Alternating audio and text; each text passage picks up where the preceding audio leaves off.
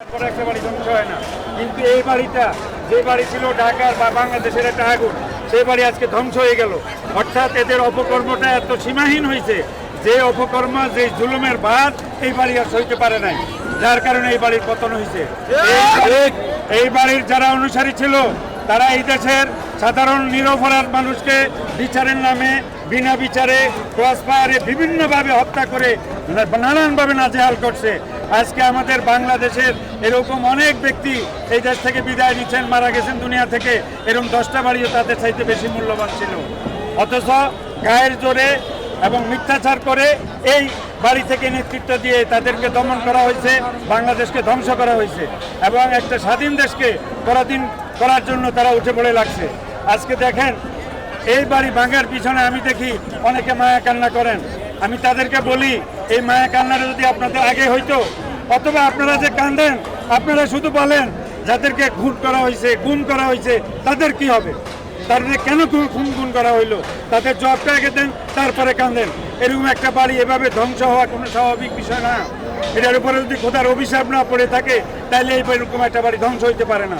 এটা অবশ্যই মানুষের প্রিয় বাড়ি ছিল, ঐতিহাসিক বাড়ি ছিল, এর পতনও কিন্তু ঐতিহাসিকই হয়েছে এবং এই বাড়ির পতনটা প্রয়োজন ছিল, নাহলে ন্যায় অন্যায়ের কোনো পার্থক্য থাকতো না মানুষের কাছে। মানুষ অন্যায়কে মনে করতে স্বাভাবিক।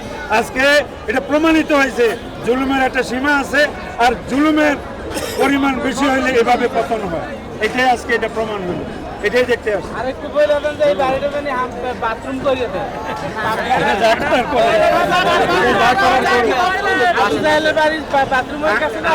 আমি তো চাই যে এই বাড়ি এমনি থাকুক, এটা একটা নিশান থাকুক।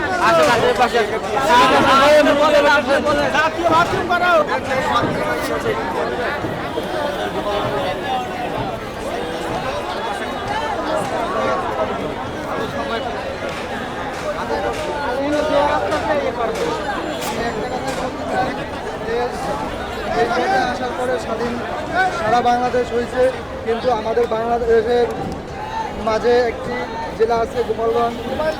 গোপালগঞ্জে আমাদের এখনও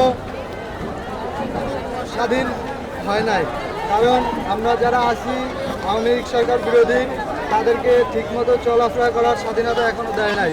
কিছু কিছু আওয়ামী লীগের দোসররা আছে, তারা আত্মগোপনেও আমাদের উপরে ষড়যন্ত্র চালাচ্ছে।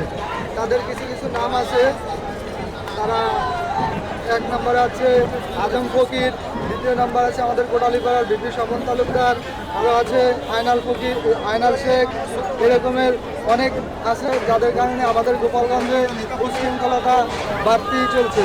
আমরা স্বাধীন নাগরিক হওয়ার চেষ্টা করেও বিব্রত বোধ করতেছি। আমরা সারা দেশের কাছে অনুরোধ জানাই যে আমাদের গোপালগঞ্জ সারা বাংলাদেশের মতো এরকম যেন স্বাধীনতা অর্জন করে। এই বলে আমার বক্তব্য শেষ করছি।